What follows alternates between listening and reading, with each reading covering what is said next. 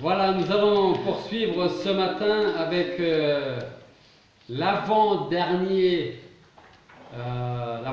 prédication sur le thème de Satan. Alors, comme je l'ai dit au tout début de cette étude, je préférais, et je préfère toujours d'ailleurs, parler d'autre chose que de notre ennemi.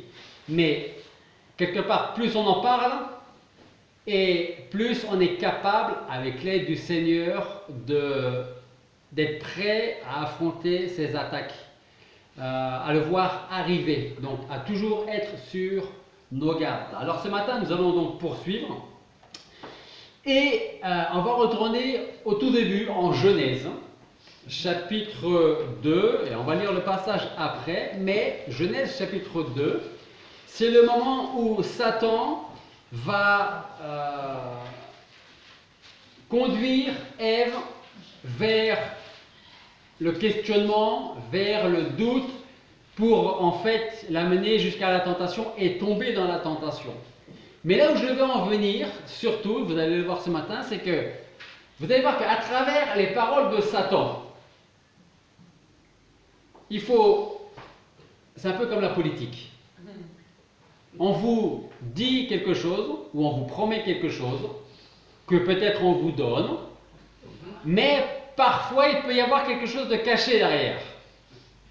Et c'est exactement ce que nous allons voir ce matin, avec un passage en Genèse chapitre 2, versets 8 et 9. Et l'Éternel Dieu planta un jardin en Éden du côté de l'Orient et y mit l'homme qu'il avait formé. Et l'Éternel Dieu fit germer du sol toutes sortes d'arbres agréables à la vue et bons à manger, et l'arbre de vie au milieu du jardin, et l'arbre de la connaissance du bien et du mal. Avant d'aller plus loin, nous allons prier ensemble. Père Céleste, nous voulons te remercier parce que ce matin, tu nous fais la grâce de pouvoir te connaître, de pouvoir te prier, de chanter ces cantiques. Merci pour ta parole que nous pouvons tenir dans nos mains, cette parole si précieuse qui nous instruit, qui nous enseigne, qui nous reprend, qui nous dirige. Et Seigneur, nous voulons te remercier parce que cette parole est plus efficace que n'importe quel autre remède, plus tranchante qu'une épée à double tranchant. Et c'est par elle que nous pouvons juger notre propre vie, savoir si nous sommes en règle avec toi et comment te suivre, comment être un fidèle serviteur, un fidèle chrétien. Alors Seigneur, parle-nous encore à travers elle ce matin. Fais de nous des soldats qui connaîtront toutes les ruses du diable pour le vaincre, pour nous soumettre à toi et lui résister afin qu'il puisse s'enfuir loin de nous.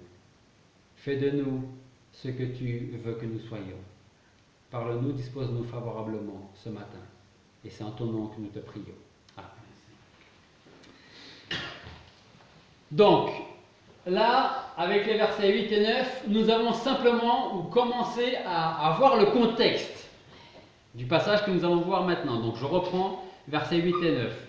L'Éternel Dieu planta un jardin en Éden du côté de l'Orient et y mit l'homme qu'il avait formé.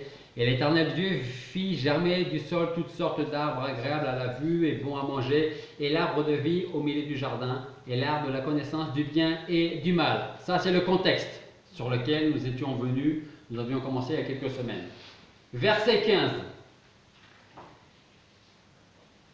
Et l'Éternel Dieu prit donc l'homme et le plaça dans le jardin d'Éden pour le cultiver et pour le garder.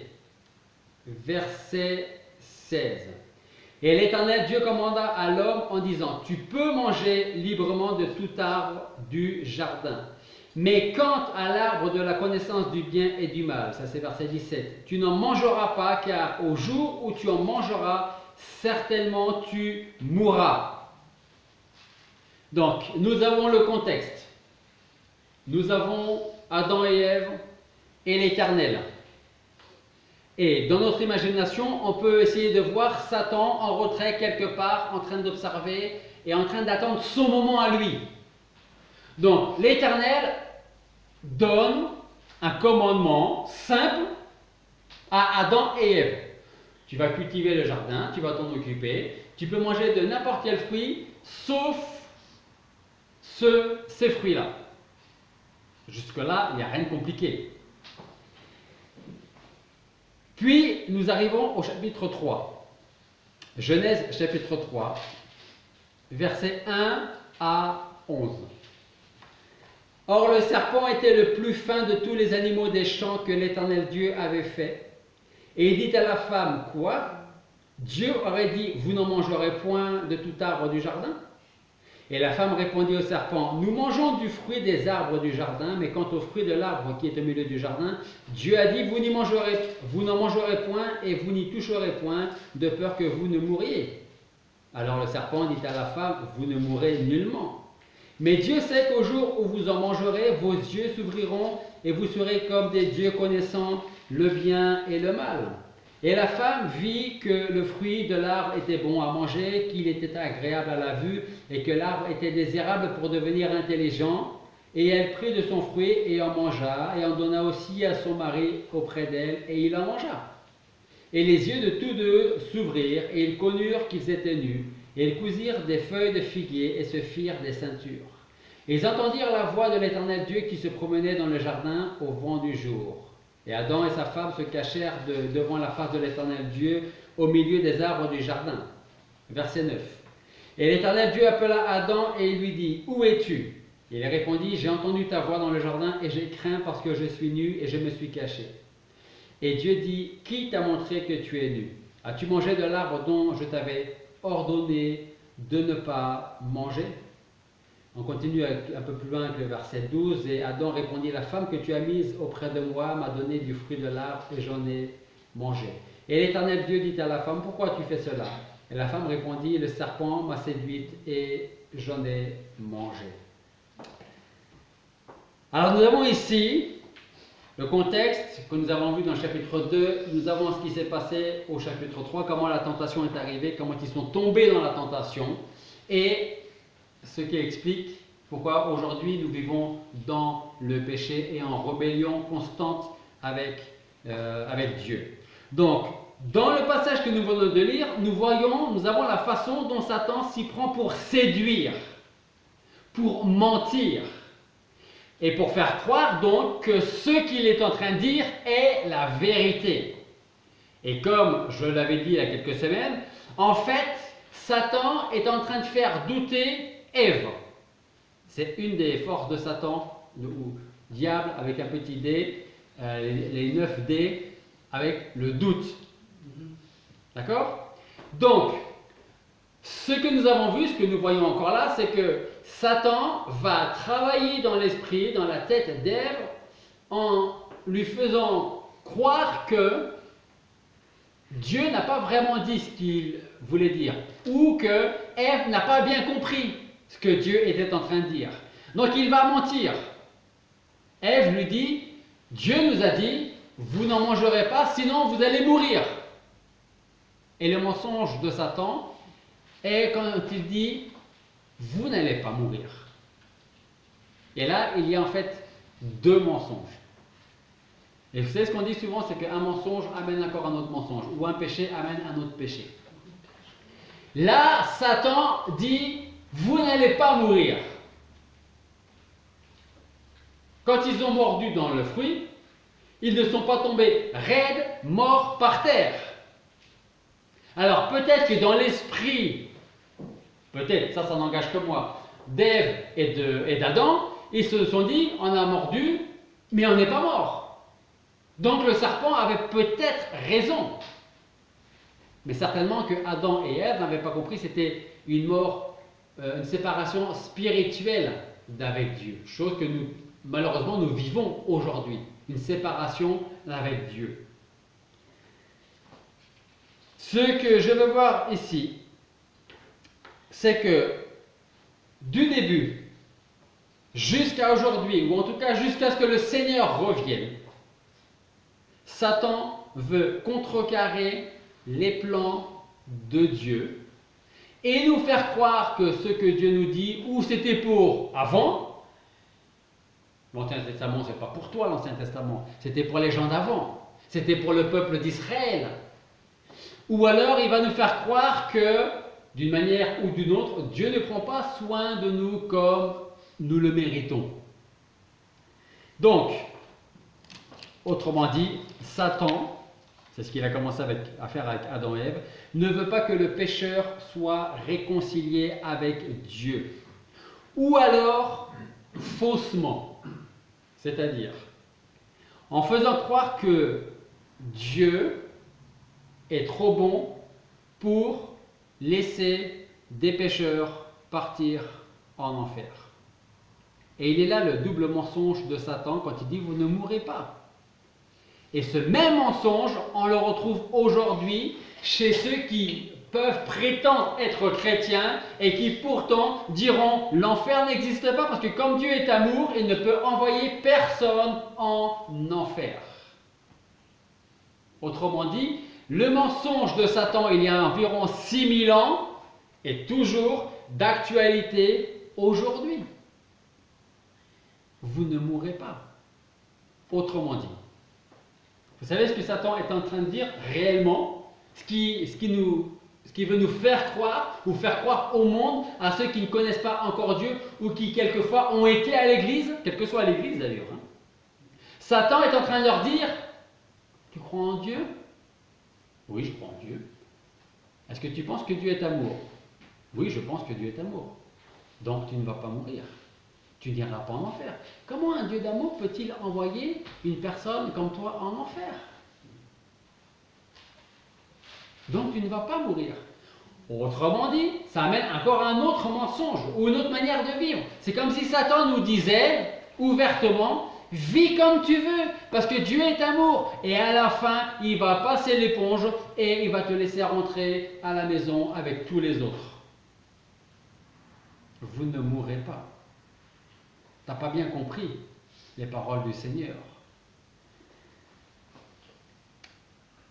Lorsque le Seigneur parle à certains juifs, à certains pharisiens, on l'entend dire en Jean chapitre 8, verset 44, il dit, il s'adresse aux pharisiens. Et les pharisiens, pour eux, leur père, c'était d'une certaine manière Abraham.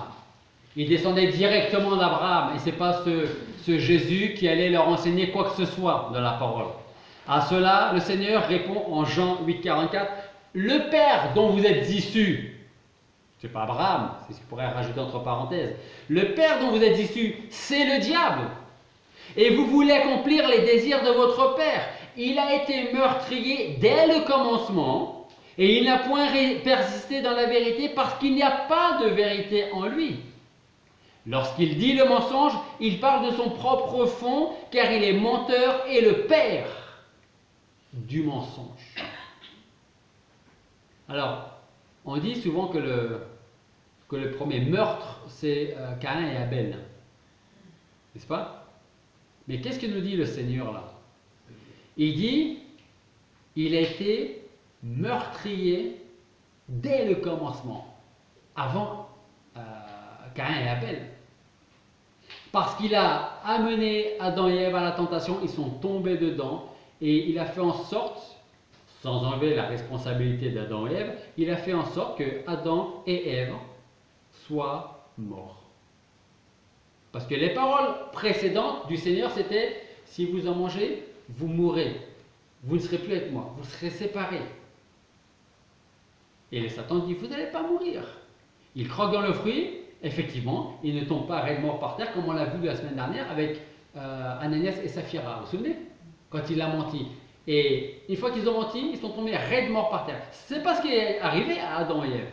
Ils ne sont pas tombés physiquement raide mort par terre, mais spirituellement, c'était terminé, ils sont morts.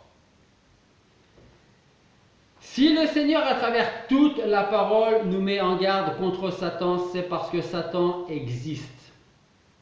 De la même façon, si Jésus nous met si souvent en garde contre ce lieu de tourment que la Bible appelle l'enfer, c'est parce que ce lieu existe. Il y a quelques semaines de cela, j'avais fait une prédication sur le thème « L'enfer n'existe pas », ce que Satan veut nous faire croire, ou ce que le monde même veut croire. Alors que personne ne nous séduise avec des paroles trompeuses parce qu'ils viennent, ces paroles, directement du Père des mensonges qui a été meurtrier dès le commencement. Nous avons besoin de garder en mémoire les paroles du Seigneur, qui parle par exemple à travers Paul, qui nous dit que le salaire du péché, c'est la mort. Et il y a 6000 ans de ça, qu'est-ce que disait Satan? Vous n'allez pas mourir. On préfère croire qui? Satan, parce que ça nous arrange et on peut vivre comme on veut et à la fin, Dieu va passer l'éponge? Ou on veut vivre avec les avertissements, les encouragements et la parole de Dieu? Tous ont péché, vous connaissez la suite? Et sont privés de la gloire de Dieu. Tous, sans exception. Même les plus spirituels, même ceux qui lisent la Bible 2 fois par an, entièrement, sont perdus. Mais ils sont gratuitement justifiés par le sang de Christ. Matthieu chapitre 25, versets 31 à 34. Matthieu chapitre 25, versets 31 à 34. Or, quand le Fils de l'homme viendra dans sa gloire avec tous les saints anges, alors il s'assiera sur le trône de sa gloire, et toutes les nations seront assemblées devant lui, et il séparera les uns d'avec les autres, comme un berger sépare les brebis d'avec les boucs.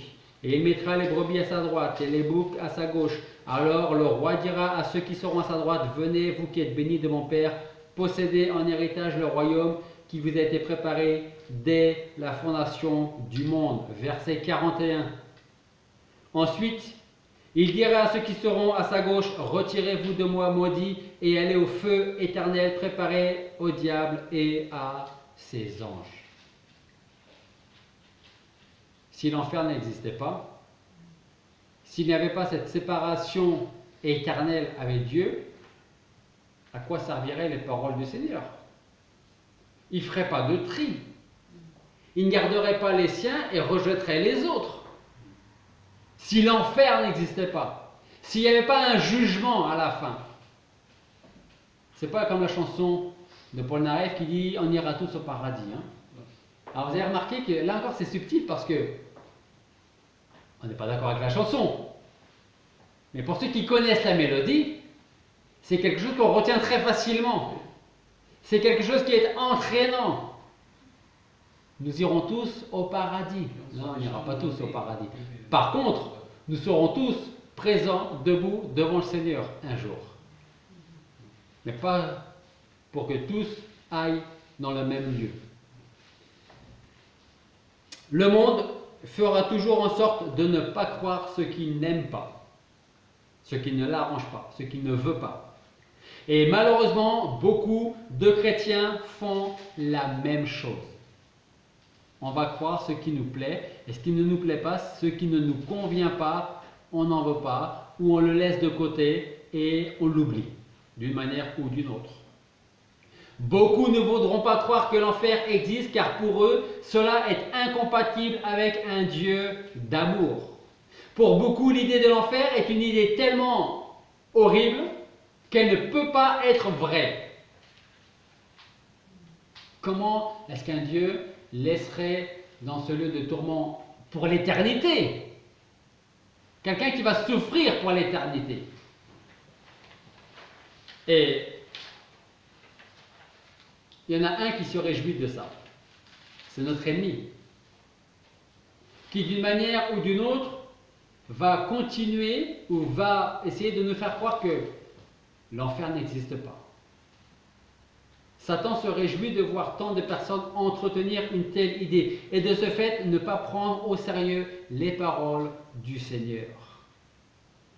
Alors le piège que l'on ne voit pas dans un premier temps, c'est que les chrétiens qui, entre guillemets chrétiens, qui affirment que l'enfer n'existe pas, prêchent le mensonge préféré de Satan. Je reprends. Les soi-disant chrétiens qui prêchent ou qui affirment que l'enfer n'existe pas, prêchent ou affirment le mensonge préféré de Satan qui est « vous ne mourrez pas ».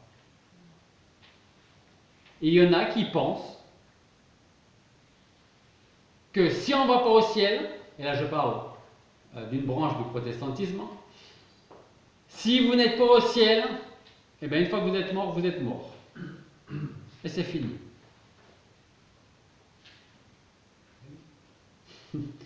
Mais je préfère croire les paroles du Seigneur, qui le jour où il va venir, va mettre d'un côté ceux qui lui appartiennent et d'un autre côté ceux qui ne lui appartiennent pas pour un feu qui dure éternellement. D'autres encore pensent que l'enfer existe, mais qu'il n'est pas éternel. C'est un petit peu comme s'il faisait un rapprochement avec le purgatoire.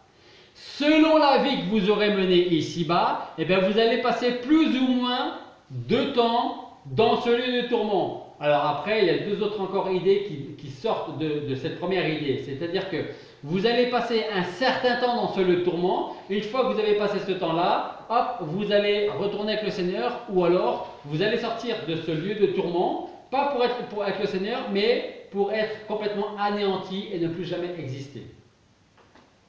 Mais ça encore, ce n'est pas la parole de Dieu. C'est la parole de Satan qui dit « vous ne mourrez pas ». Et puis, il y a ceux qui peut-être s'imaginent qu'il faudra bien qu'un jour Dieu ouvre les portes de l'enfer pour y laisser sortir ceux qui s'y trouvent. Parce que, ça revient à ce que je disais précédemment, ils ont passé assez de temps en enfer, donc maintenant la patience de Dieu s'arrête, et puis il ouvre les portes de l'enfer, et maintenant que vous avez, je ne sais pas quel terme je pourrais utiliser, assez payé, maintenant vous pouvez venir avec nous. Gracier. Voilà, gracier.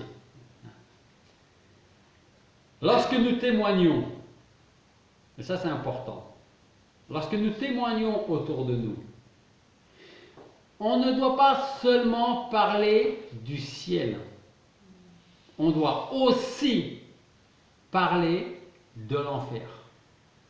C'est indissociable. Parce que si les épîtres, si le Seigneur lui-même nous parle plus de l'enfer que du ciel, pourquoi est-ce que nous allons parler que du ciel ou du ciel et un tout petit peu de l'enfer? Il ne faut pas prendre les choses à l'envers, il faut faire exactement ce que le Seigneur lui-même faisait. Donc, si nous parlons plus ou même seulement du ciel, en fait, nous sommes les complices du diable qui est en train de dire « vous ne mourrez pas ». Parce que dans l'oreille de ceux à qui vous témoignez, à qui nous témoignons, il se peut que la personne comprenne que, puisque Dieu m'aime, donc je vais, quoi que je fasse, finir avec lui. Mais ce n'est pas la parole de Dieu. Souvenons-nous des paroles du Seigneur lorsqu'il nous parle de l'avenir des pécheurs non repentants. En Matthieu 7, 23, nous lisons Matthieu 7, 23, « Alors, c'est le Seigneur qui parle, je leur dirai ouvertement, je ne vous ai jamais connu, retirez-vous de moi, vous qui faites métier d'iniquité. » En Matthieu chapitre 8, versets 11 et 12. Alors, prenez ou des notes ou écoutez, comme vous voulez. Matthieu 8, 11 et 12. Aussi, je vous dis que plusieurs viendront d'Orient et d'Occident et seront à table dans le royaume des cieux avec Abraham, Isaac et Jacob, mais que les enfants du royaume seront jetés dans les ténèbres de dehors. Là seront les pleurs et les grincements de dents. Matthieu 22, 13. Alors le roi dit aux serviteurs, « Liez-le pieds et mains, emportez-le et jetez-le dans les ténèbres de dehors. Là seront les pleurs et les grincements de dents. » Matthieu 25, verset 46. Matthieu 25, 46. « Et ils iront aux peines éternelles, mais les justes iront à la vie éternelle. » Voilà comment Christ décrit le bannissement de la présence de Dieu. Ne l'oublions pas justement. Ce mensonge de Satan qui a dit il y a un peu plus de 6000 ans, vous n'allez pas mourir.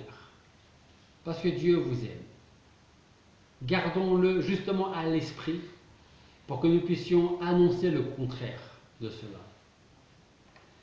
Dans d'autres passages de la parole, Jésus compare la souffrance des pécheurs non repentants au feu. En Matthieu chapitre 13, versets 41 et 42, nous lisons. Le Fils de l'homme enverra ses anges qui ôteront de son royaume tous les scandales et ceux qui feront l'iniquité, et ils les jetteront dans la fournaise ardente, là seront les pleurs et les grincements de dents. Marc 9, versets 47 et 48. Si ton œil te fait tomber, arrache-le. Il vaut mieux pour toi que tu entres dans le royaume de Dieu n'ayant qu'un œil que d'avoir deux yeux et d'être jeté dans la gêne de feu où le ver ne meurt point et où le feu ne s'éteint point. Luc chapitre 16, un passage que vous connaissez bien, versets 22 à 26. Il arriva que le pauvre mourut, il fut porté par les anges dans le sein d'Abraham, le riche mourut aussi et fut enseveli. Et étant en enfer, tout dans les tourments, il leva les yeux et vit de loin Abraham et Lazare dans son sein, et s'écriant, il dit, Père Abraham, aie pitié de moi et envoie Lazare, afin qu'il trempe dans l'eau le bout de son doigt pour me rafraîchir la langue, car je suis extrêmement tourmenté dans cette flamme. Mais Abraham répondit, mon fils, souviens-toi que tu as eu tes biens pendant ta vie et que Lazare a eu des maux. Maintenant il est consolé et toi tu es dans les tourments. Outre cela, il y a un grand abîme entre vous et nous, de sorte que ceux qui voudraient passer d'ici à vous ne le peuvent, non plus que ceux qui voudraient traverser de là jusqu'à nous. À quoi serviraient toutes ces paroles, toutes ces vérités, si l'enfer n'existait pas? Alors, pour ceux qui nous écoutent, je dirais, je ne vous demande pas de me croire, mais je vous demanderai de croire la parole de Dieu. Veillons à ne pas nous fabriquer un Dieu avec notre propre imagination. Un Dieu qui soit rempli de compassion, mais totalement vide de justice. Parce que ça existe dans la tête de beaucoup de personnes, ça. Un Dieu qui soit tout amour, mais dépourvu de sainteté. Un Dieu qui aurait préparé un ciel pour tout le monde, sans exception, mais dont l'enfer serait vide. Un Dieu qui ne fait aucune différence dans l'éternité entre le pécheur repentant, qui est venu à Christ, et celui qui ne l'a pas fait. Ce Dieu n'est pas celui de la Bible. Ça, c'est le Dieu que Satan cherche à faire connaître au monde. Et c'est là que l'on peut voir un peu malheureusement son intelligence. Parce que si d'un côté, Satan veut se faire oublier du monde et surtout des chrétiens, d'un autre côté, il veut mettre dans la tête de beaucoup de personnes, même chez certains chrétiens, un faux Dieu. Autrement dit, son travail c'est quoi? Oubliez-moi et fabriquez votre propre Dieu. Et j'aurai fait mon travail. C'est ça, c'est comme ça que Satan œuvre jour après jour. Il vous dira, Dieu est amour. Il vous dira juste, Dieu est amour. Mais c'est vrai que Dieu est amour. Dieu est amour, sinon il n'aurait jamais donné son Fils pour des gens comme nous. Mais il est aussi justice. Ce qui veut dire quoi? Qu'il ne tiendra pas pour coupable innocent le coupable. Pardon, je reprends dans l'autre sens. Il ne prendra pas telle personne comme innocente alors qu'elle est coupable. Si donc l'enfer n'existait pas, le sacrifice de Jésus-Christ n'aurait eu aucun sens et il n'y aurait eu aucune raison que le Fils de Dieu meure sur une croix si l'enfer n'existait pas.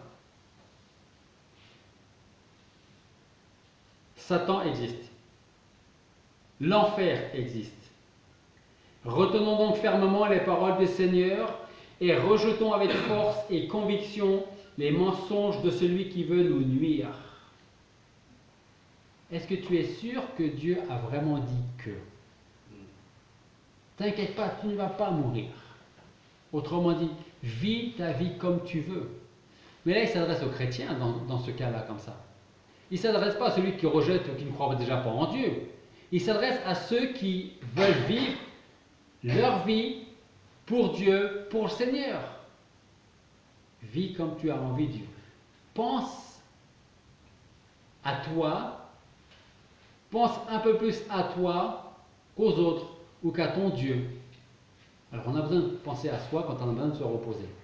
Je suis peut-être pas la meilleure personne pour vous parler de ça, hein, mais Satan, il va plus loin que ça.